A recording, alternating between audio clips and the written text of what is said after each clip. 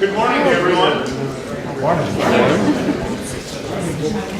My name is Mark Samolzik. I'm president of Star Community Foundation. Welcome to this beautiful building that we call home. Hope you find it comfortable this morning.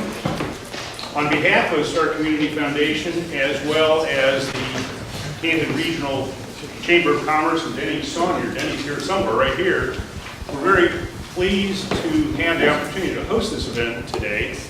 This is, quite frankly, I'm not sure how this morning is going to unfold, so you'll all be part of the initial presentation of research findings from the Fund for Economic Future. The research findings are entitled, What Matters to Metros? Those of you that have had an opportunity to maybe see a synopsis of the findings, I think will agree with me that we have some very challenging issues to deal with, not only here in Canton, Massillon, Alliance areas, but really throughout Northeast Ohio. And hopefully we will have an opportunity to have some of that discussion here at the end of the presentation.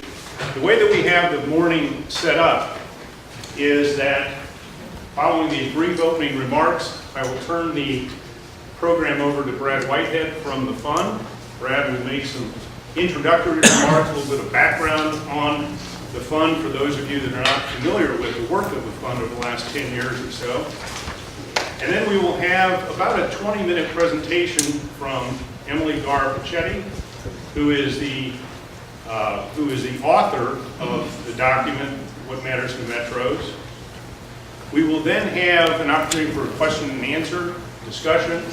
That will be moderated by Dave Kaminsky from the Regional Chamber of Commerce, as well as Paul Cabot from the Federal Reserve Bank in Cleveland. Following that, we will have, I think as part of the wrap-up, we have Mike Franco here from Civic Commons, who's right here. Mike will talk a little bit about ongoing dialogue, what happens after this meeting, and how can we keep this dialogue going, not only here in Stark County, but probably as important across the region of Northeast Ohio. So with that, I will turn it over to Brad for opening remarks. Great, thank you, Mark. Good morning. Good morning. Good morning. And thank you to Mark, the Stark Community Foundation, Denny, Dave Kaminsky, and the Canton Chamber for organizing this event this morning. It's terrific, and it's great to see such a great turnout, and also good to see so many friends here today. I know it's a good week when I get to spend 2 out of 3 days in Canton, which I have this week. And this time, I really do want to stop at the Hall of Fame on the way home. I see the gleaming new building, and it looks beautiful. So I'm with the Fund for Our Economic Future, which is familiar to a number of you because we work with you, and we have several of our members here today, including Joni Close from Sisters of Charity and the Stark Community Foundation. And I thought I saw our chair, Deb Hoover.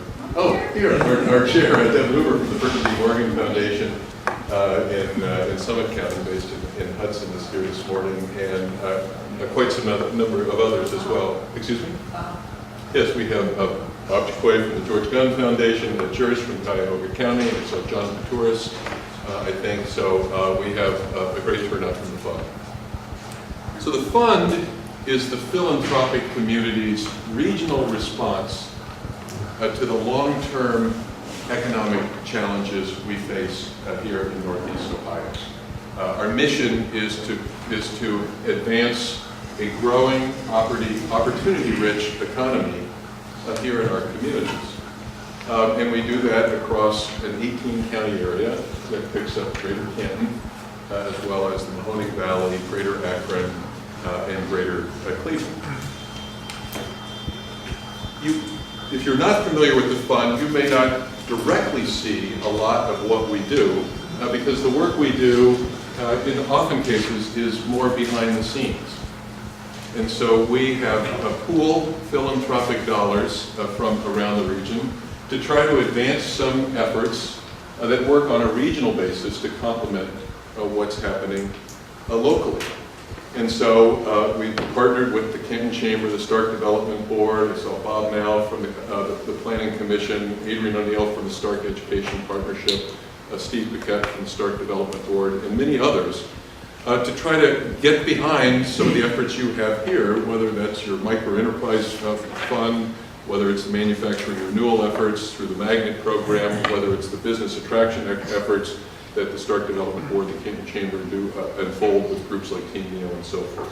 So we'll make grants to organizations to get behind things. We also try to do our part to convene the community to come together around and figure out when and where we might act together. And then, as we'll hear this morning, we try to commission research to help form our opinions. And when we got going 10 years ago, we said a couple of things. We said it's really important in a world where everybody has ideas about what may be important to do, we should focus in on what matters. And we also said we should focus in on what works. So the what matters is what we're going to hear and talk a little bit about this morning. This is the 7th time we've commissioned research to understand what are the underlying factors that seem to be associated with successful economies. And we've looked, as you'll hear from Emily in a moment, across a broad time frame, across broad geographies, to try to say, well, what is it that in fact matters? But then it's also what works. And that's where you come in. Because a principle we hold at the fund is, while we're working on a lot of regional stuff, we know that 80% of what has to happen is happening at the local level. And so we are striving to have alignment and listening to how you process this information and you think about what it means for Stark County, Canton, Massillon, Lyons, and so forth. And then we'll use that to inform the sorts of things we do, and of course we're hopeful that you'll use this information to inform some of the efforts that you're pursuing as well. And in fact, I'll just close before introducing Emily. One of the things I found most fascinating about this pursuit of economic competitiveness is that in order to make change, you have to have all these different pieces and parts working together. The work that Joni and her organization is doing on social services has to link to what Adrian's doing on education, which links to what Bob is doing in terms of infrastructure planning, which links to what Steve is doing in terms of the economic development activities. And in such a world, you've got all these pieces and parts that have to come together, but nobody gets to be in charge. Right? It's not, in so many ways, we use the analogy of corporations and so forth, but in this way, economic competitiveness isn't like a company, because there is no CEO. And so the only way we can get collective action is when we interact and find ways to share ideas with each other and to see if we can come up, at least as a starting point, with a common view of the situation and a common view of what needs to be done. And so with all humility, that's what we're hoping is a little something we can add to the discussion here in Stark County today, is can we start to get to a commonly shared view of what is the situation. So this work that you're seeing has been led by my colleague Bob Jaquay from the George Gunn Foundation, who leads on behalf of our funders the research activities, and so hopefully we'll have a chance for him to chime in through the course of the conversation today. But then the work has been most directly led by Emily Garpachetti, who has partnered with Cleveland State University. We have Ziona Ostrin and Marissa here in the back of the word, who did the heavy lifting on the analytics. But Emily is a member of the staff of the Fund for Economic Future. She looks out for our issues related to grant making, evaluation, and then spearheads a lot of our research work. So with that, Emily, if I could turn it over to you, and then we'll look forward to hearing what you all make of what we think is some pretty interesting findings. Yeah. All right. All right. Thank you all for being here today. I am impressed by the folks in the room, and if I get a little jittery, I'll just breathe a little bit, so forgive me. Okay, so I'm here today because the fund, and I think your partners here in Stark County and in Canton, really think that there are some salient findings here that might be relevant to your work. So I'm going to go ahead and share What Matters to Metros. It was released on May 2nd, and it really tries to get to what drives economic growth in the region. Okay, the Fund for Our Economic Future, like Brad said, it's a collaboration of over 50 philanthropic organizations across 16 counties, and we're really dedicated to promoting this comprehensive regional competitiveness agenda. Here are some of the partners we work with. Some of the logos might be relevant to you all in the room, I'm sure. I won't spend too long on that. But the idea of the research is that it informs our strategy. Our grant making is strategic. What we do is strategic. It comes with thought and it's data driven. And Bob Jaquay, sitting right here, knows better than anybody that this is the bedrock and the underpinning for everything I do, is everything we do is the information, is the data on what really drives the economy. Okay, so here we have this year's report. As I said, the first report, or as Brad mentioned, the first report came out of a white paper in 2006 from the Federal Reserve Bank of Cleveland. These were our most recent reports you saw here. So this is the one released May 2nd, entitled What Matters to Metros. The emphasis here is not so much on a dashboard, whereby we're going to measure ourselves from year to year on things like education or workforce. Its importance is really that it tells us what of all these indicators actually matters to the economy. And here are the main findings. So these are three factors. The first is education and innovation are more interconnected and interlinked than we've seen in the past. The second is that self-employment, business starts, entrepreneurship tend to happen in more diverse and integrated metropolitan areas. And the third, the most salient and probably sobering finding, is that the metropolitan areas who have grown the most in terms of jobs over the past 2 decades, the metro areas that have grown the most in terms of jobs, are some of the most unequal, poorest, highest poverty, highest crime places in the country. We're going to talk a little bit more about that. I think that's one that we'll spend the most time with. Okay, so how did we get to these? Just real quick, a little about the methodology. We looked at 115 metropolitan areas across the country. 115. They represent about, I think it's 38% of the US population. They range from metros that are roughly the size of Canton, which is about 400,000, to some of those larger metros like San Diego that are about 3.5 million. And of course, the ones we care about most are these 4 metros here in Northeast Ohio. It's Cleveland, Akron, Youngstown, and of course, Canton. The region represents $166 billion in gross product and over 4 million people. Okay, so of these, all of these 115 metros, we looked at data across 55 different variables. These variables range from things like bachelor degrees to broadband to housing vacancies to poverty to obesity. We asked experts throughout the region, what matters to you all? We'll put them in the data, and this is what we did. These 55 different variables grouped into 6 factors that you see here. The most important factors are the first 3 on this slide, which we mentioned before. They represent 50% of the variation from metropolitan area to metropolitan area. So, out of all those little pieces of data and all that data crunching, thank you Ziona and Marissa, we come up with this, which is really the meat of our results. We looked at growth. This is an important point. We looked at growth across 4 different measures: gross metropolitan product, jobs, per capita income, and productivity. So when we say economic growth, we're not just talking about jobs. We're not just talking about incomes. All four of these things are important, and we wanted to understand how the different variables interact and affect and influence and are associated with these four measures of economic growth. So let's take that first one, education and innovation. You can see that it's positively associated with GMP, per capita income, and productivity. It has no association to jobs.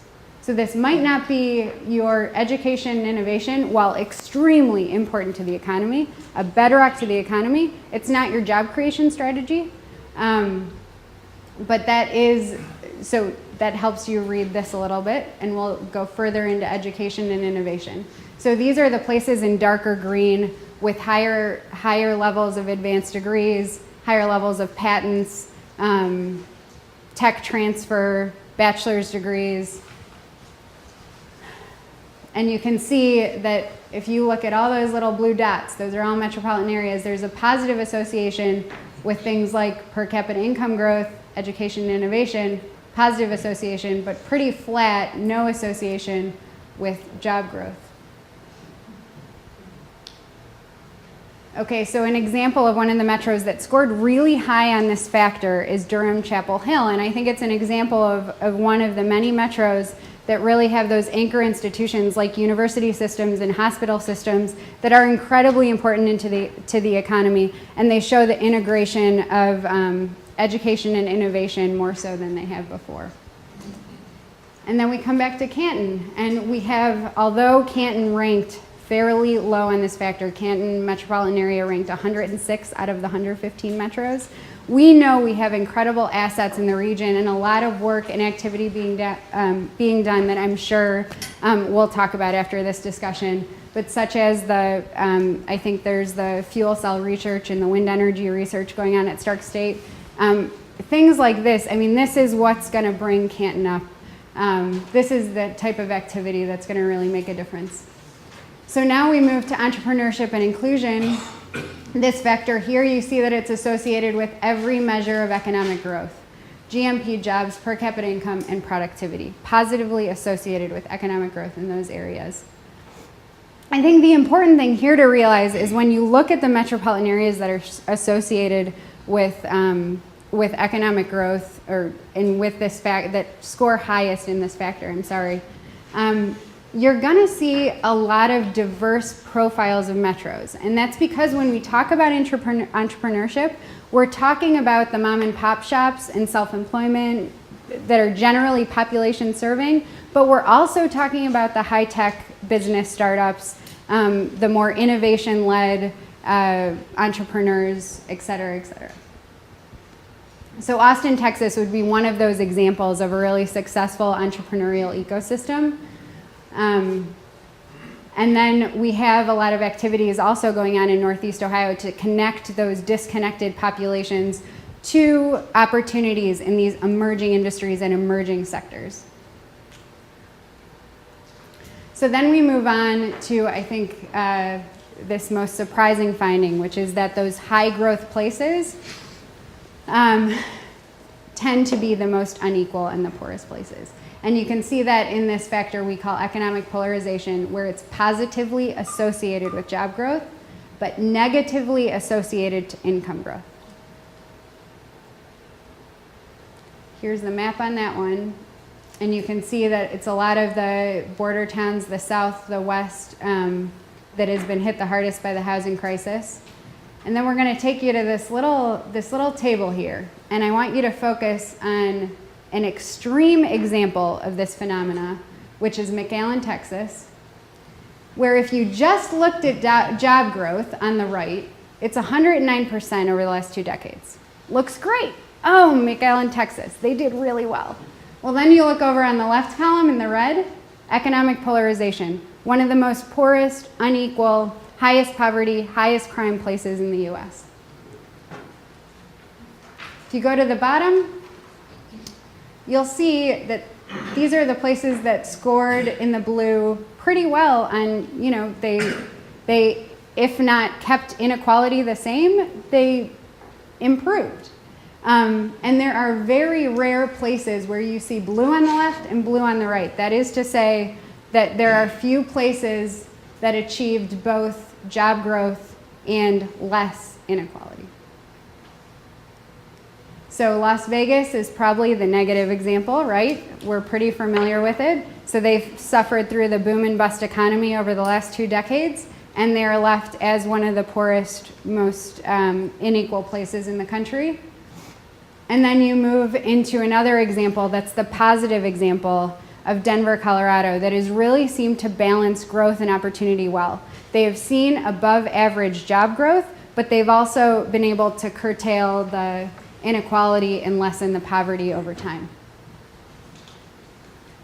Coming back to Canton, there are some incredibly important historical and current assets that you all know far better than I, and that is places like Diebold and Timken and Altman Hospital, where there really are assets here to be leveraged.